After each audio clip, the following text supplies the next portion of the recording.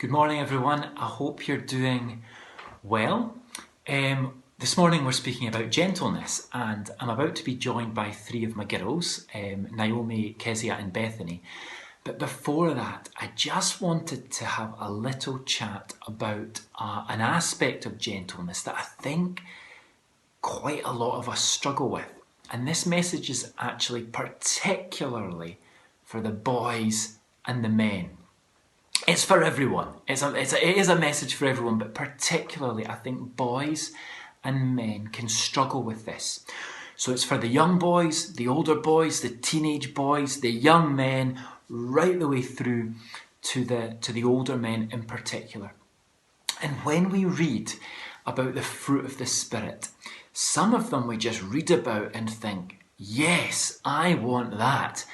Love and joy and faithfulness and kindness and patience. But gentleness just can seem a little bit different. And I think it's especially for boys and men because we've been bombarded for years often with this idea that gentleness isn't really a good thing to have as a boy or a man. We shouldn't be gentle, we should be tough. And I think that it's because many of us have the wrong idea of what gentleness actually is. We see gentleness as wimpy. We think gentleness is being soft and sissy and weak. But I want to read a couple of verses from the Bible now that will hopefully show us that gentleness is anything but weak. It's a glorious thing. Let me first of all read from Matthew chapter 11. And this is what Jesus said. These are the words of Jesus. He said, I am gentle and humble in heart. So Jesus himself said, I am gentle. The King of Kings, the Lord of Lords, the most glorious, majestic God said, I am gentle. Jesus said, I am gentle. And I want us to now look at Revelation chapter 19. So John has had this revelation of heaven, of God, of Jesus, of what is to come. And look at how he describes what he sees. Revelation chapter 19, and start from verse 11. I saw heaven standing open, and there before me was a white horse whose rider is called Faithful and True. With justice he judges and wages war. His eyes are like blazing fire, and on his head are many crowns. The armies of heaven were following him, riding on white horses and dressed in fine linen, white and clean. Coming out of his mouth is a sharp sword. On his robe and on his thigh he has this name written, King of Kings and Lord of Lords. His eyes were like blazing fire. On his head were many crowns. The armies were following him. He was no wimp.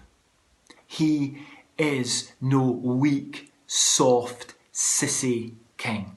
He's the King of Kings, more majestic than I can imagine, more splendor than I can imagine, more powerful than I can imagine.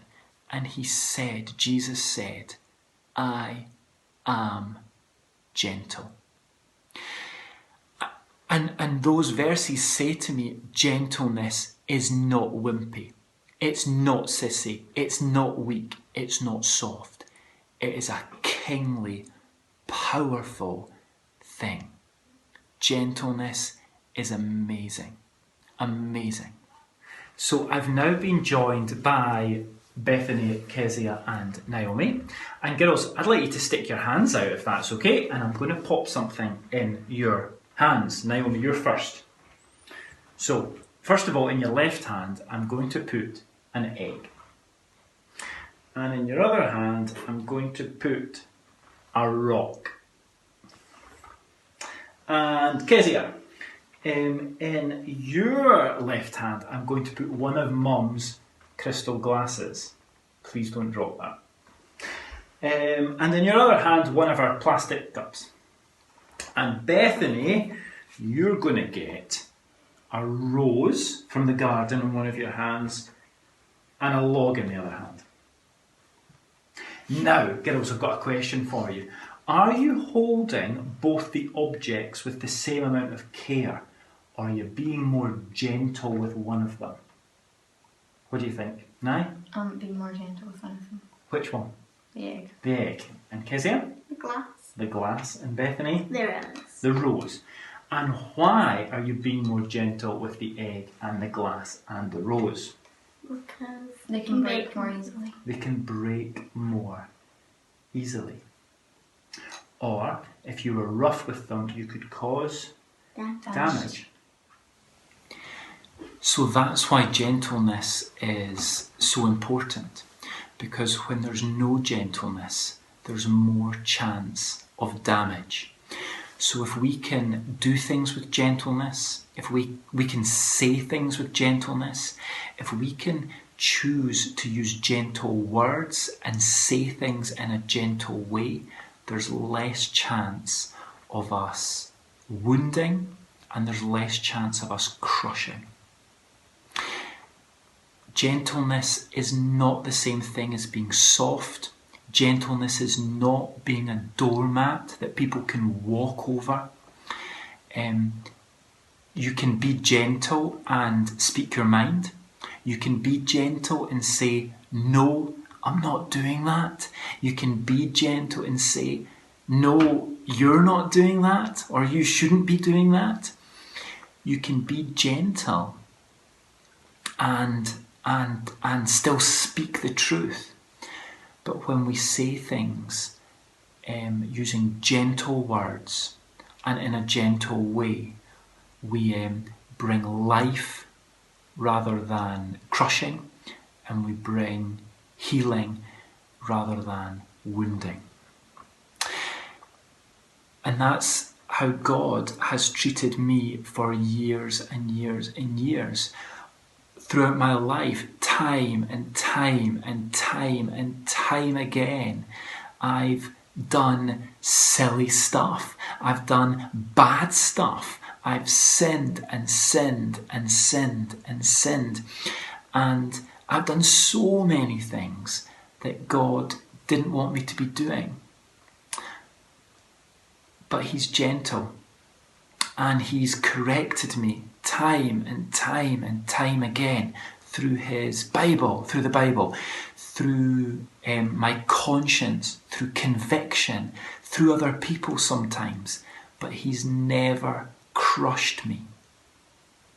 He's spoken the truth to me and directed me in a way that I wasn't going, but He hasn't crushed me because He's gentle.